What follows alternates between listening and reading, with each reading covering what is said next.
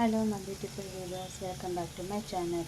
ಏನು ಮಾಡ್ತಿದ್ದೀನಿ ಅಂತ ನೋಡ್ತಾ ಇದ್ದೀರಾ? ಹೌದು ಫ್ರೆಂಡ್ಸ್, ನಾನಿವತ್ತು ಕಾಬೂಲ್ ಚನ್ನ ಉಪಯೋಗಿಸಿ ಯಾವ ರೀತಿ 5 ನಿಮಿಷದಲ್ಲಿ ಉಸುಲಿನ ಪಟಾಪಟ್ ಅಂತ ಮಾಡ್ಕೋಬೋದು ಅಂತ ತೋರಿಸ್ಕೊಡ್ತಾ ಇದ್ದೀನಿ. ಬನ್ನಿ ಹಾಗಾದರೆ ನೋಡೋಣ. ನೋಡಿ, ಮೊದಲನೇದಾಗಿ ನಾನಿಲ್ಲಿ 1 ಕಪ್ಪು ಕಾಬೂಲ್ ಚನ್ನನ ರಾತ್ರಿನೇ ಚೆನ್ನಾಗಿ ತೊಳೆದು ನೆನೆಸಿಟ್ಟಿದ್ದೆ. ಈಗ ಇದನ್ನು ನಾನು ಕುಕ್ಕರ್ಗೆ ಹಾಕೋತಾ ಇದ್ದೀನಿ.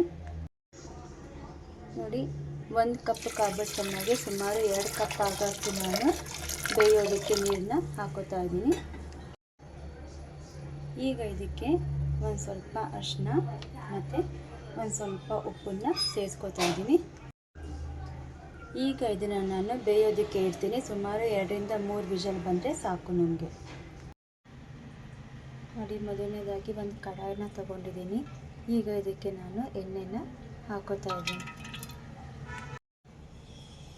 ನೋಡಿ, ಎಣ್ಣೆ ಕಾದಿದೆ. ಈಗ ಇದಕ್ಕೆ ಸಾಸಿವೆ, ಜೀರಿಗೆ, ಉದ್ದಿನಬೇಳೆ, ಕಡಲೆಬೇಳೆ, ಜೀರಿಗೆ ಮತ್ತು ಇಂಗನ್ನ ಸಹ ನಾನಿಲ್ಲಿ ಹಾಕೋತಾ ಇದ್ದೀನಿ.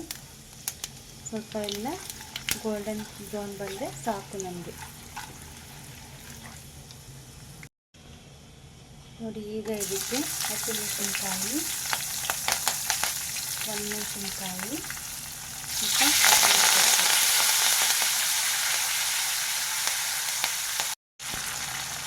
ಬೇಯಿಸಿರೋಂಥ ಕಾಬೂಲ್ ಕಡಲೆಕಾಯಿ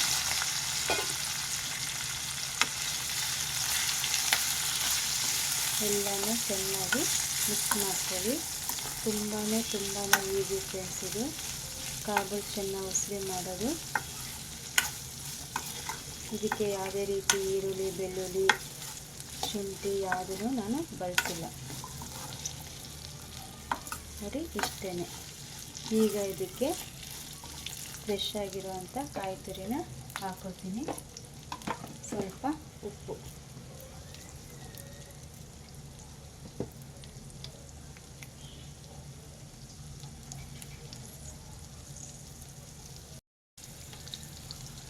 ನೋಡಿ, ಈಗ ಇದಕ್ಕೆ ಫ್ರೆಶ್ ಆಗಿರುವಂಥ ಕಾಯಿ ತುರಿನ ಹಾಕೋತಾ ಇದ್ದೀನಿ.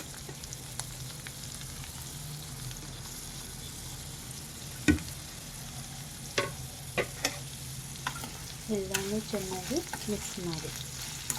ನೋಡಿದ್ರಲ್ಲ ಎಷ್ಟು ಈಸಿಯಾಗಿ ಕಾಬೂಲ್ ಚನ್ನ ಉಸುಲಿ ರೆಡಿಯಾಗಿದೆ.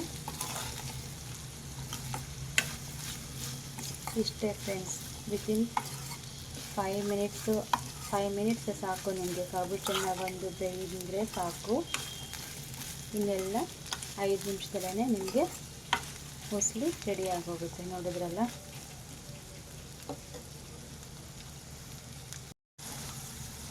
ಈಗ ಇದಕ್ಕೆ ಫ್ರೆಶ್ ಆಗಿರುವಂಥ ಕೊತ್ತಂಬರಿ ಸೊಪ್ಪನ್ನು ಹಾಕಿದ್ದೀನಿ. Ready to serve.